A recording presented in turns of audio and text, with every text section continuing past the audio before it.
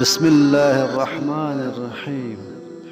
رسول الله صلی الله علیه وسلم فرمایلی دی تروجتی خوب عبادت دے، خاموشی تسبیحات دی، عمل دو برابر دی، او دعای قبول ده، او گناهونه د بخنی او عفو ور دی.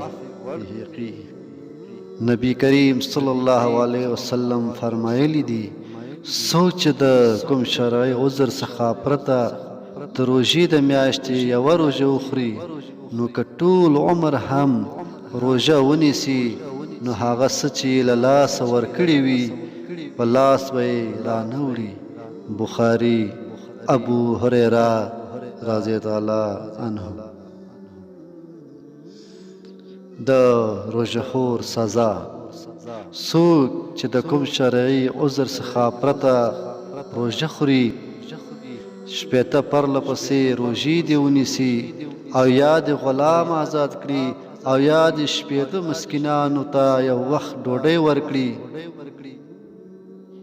ګرانو لیدونکو او اوریدونکو، انشاءالله العزیز په آینده ویډیوګانو کې به د روژې په اړه نور مسایل هم وړاندې شي.